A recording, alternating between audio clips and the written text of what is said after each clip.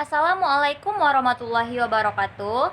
Saya Dina Maulina, saya ingin mempresentasikan resume filsafat saya dari halaman 61 sampai halaman 80, yakni keadilan menurut filsafat hukum Islam. Yang pertama, ruang lingkup hukum Islam. Hukum menurut Al-Quran jauh lebih luas dibandingkan dengan yang diartikan oleh para ahli lain. Orang Barat mengartikan bahwa hukum mengatur seluruh gerak-gerik manusia dan benda mati. Dan di dalam Islam, ini disebut dengan sunatullah. Sunatullah itu adalah ketentuan hukum Allah yang berlaku di alam semesta. Kepatuhan seseorang kepada hukum dipengaruhi oleh dua faktor. Yang pertama, faktor internal, yakni faktor yang berasal dari dalam diri seseorang, yakni jiwa manusia. Yang kedua, faktor eksternal, yaitu faktor yang berasal dari luar diri manusia, yakni lingkungan itu sendiri. Yang kedua, hukum Islam dan keadilan. Dalam pandangan filsafat, tujuan akhir dari hukum itu adalah keadilan, dan kaitannya dengan hukum Islam adalah bahwa keadilan itu harus dicapai dengan mengacu kepada sumber-sumber pokok ajaran Islam, yakninya Al-Quran dan Hadis, dan juga harus dipadukan dengan prinsip keadilan secara umum.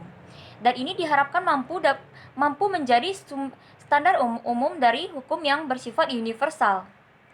Keadilan dalam Islam merupakan perpaduan yang harmonis antara hukum dengan moralitas. Islam tidak bertujuan untuk menghancurkan kebebasan individu, tapi mengontrol kebebasan itu dengan keserakahan dan harmonisasi masyarakat yang terdiri dari individu itu sendiri. Yang ketiga, hukum Islam dan kemaslahatan. Ada 3 sasaran dalam hukum Islam. Yang pertama, penyucian jiwa. Agar setiap manusia menjadi sumber kebaikan bagi masyarakat dan lingkungannya, ini dapat diimplementasikan dalam bentuk ibadah mahdoh yang disyariatkan. Yang kedua, keadilan sosial. Ini berlaku bagi bagi sesama muslim dan juga bagi non-muslim. Yang ketiga, kemaslahatan. Kemaslahatan yang dihendaki di sini adalah maslahatan yang hakiki dan bukan maslahatan yang berdasarkan kepada nafsu. Yang selanjutnya adalah aspek nilai etika dalam hukum. Dalam persoalan-persoalan dalam kehidupan manusia, persoalan moral dapat dikatakan sebagai persoalan yang pokok, karena moral menyangkut hubungan antara sesama manusia yang mempersoalkan apa yang baik dan apa yang tidak baik. Faktor yang paling penting bagi manusia untuk menjadi manusia susila adalah kesadaran moral dalam diri seseorang, yang dapat direalisasikan dalam bentuk tingkah laku sehari-hari.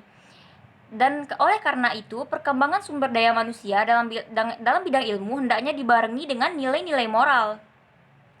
Etika atau teori moral dapat didasarkan kepada kodrat manusia untuk mendapatkan kenikmatan, sebab kenikmatan adalah kebaikan yang paling penting. Berbeda dengan aliran hedonisme, adalah aliran yang mengatakan bahwa mencapai kebahagiaan tidak hanya secara lahiriah, tapi juga secara batiniah.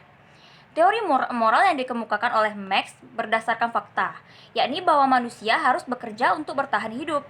Dan di samping itu, manusia juga harus hidup di dalam bentuk sebuah kelompok. Karena untuk mempertahankan hidup manusia juga harus memperhatikan orang lain dan bekerja sama.